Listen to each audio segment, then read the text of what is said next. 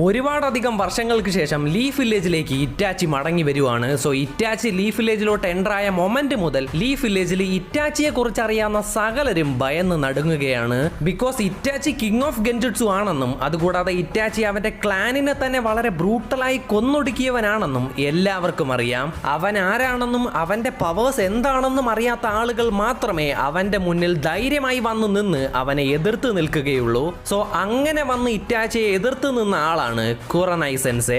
So അങ്ങനെ ഇറ്റാച്ചിയും കുറനൈ സെൻസയും തമ്മിൽ fight നടക്കും. ആൻഡ് ആ ഫൈറ്റിൽ കുറനൈയുടെ ടെക്നിക്കിനെ ഇറ്റാച്ചി റിവേഴ്സ് ചെയ്ത് അത് കുറനൈക്ക് തന്നെ കൊടുത്ത് അവരെ ലോക്ക് ചെയ്യും.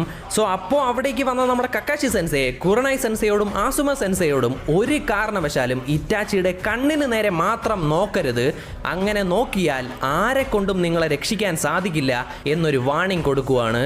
സോ അങ്ങനെ പറഞ്ഞ കക്കാഷി സെൻസയെ തന്നെ നെക്സ്റ്റ് മൊമെന്റിൽ തൂക്കിയെടുത്ത് കുരിശിൽ തറച്ച് നരകവേദന എന്താണെന്ന് നമ്മുടെ ഇറ്റാച്ചി കാണിച്ചു കൊടുക്കും.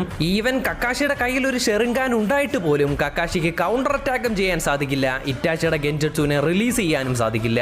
ബിക്കോസ് അത്രമാത്രം പവർഫുൾ ആണ് നമ്മുടെ ഇറ്റാച്ചി. സോ അത്രയും വലിയ കിങ് ഓഫ് ഗെൻജുട്സു ആയ ഇറ്റാച്ചിയുടെ മുന്നിൽ ഒരാൾ ധൈര്യമായി നിന്നിട്ടുണ്ടെന്ന് പറഞ്ഞാൽ നിങ്ങൾക്ക് വിശ്വസിക്കാൻ സാധിക്കുമോ? ജസ്റ്റ് ഒന്ന് നിന്നത് മാത്രമല്ല, ഇറ്റാച്ചിയുടെ കണ്ണിന് നേരെ നോക്കി അവനെ എതിർത്തും നിന്നിട്ടുണ്ട്.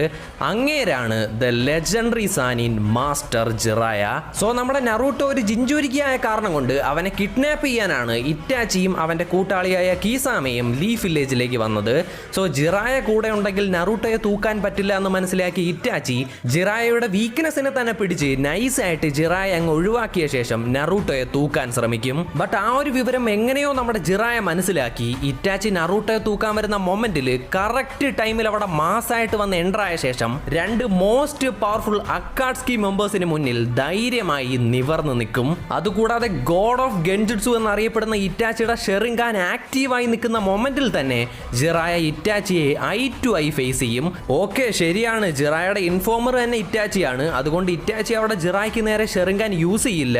ബട്ട് എങ്കിലും സപ്പോസ് ഇറ്റാച്ചി ഷെറിൻഗാൻ ജിറായക്ക് നേരെ യൂസ് ചെയ്യാൻ ശ്രമിച്ചാലും ഇറ്റാച്ചിയുടെ യാതൊരു ഗെൻജുട്സുവും ജിറായെ ബാധിക്കില്ല.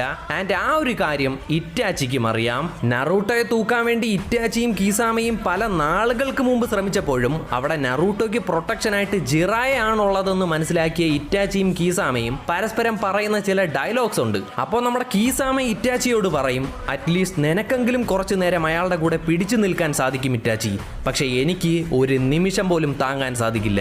അതിന് മറുപടിയായി ഇറ്റാച്ചി പറയും, സത്യമാണ് നീ പറഞ്ഞത്, നമ്മളിപ്പോൾ അയാളുമായി മുട്ടാൻ നിന്ന കൺഫേം ആയിട്ടും നമ്മൾ രണ്ടും ചാവും.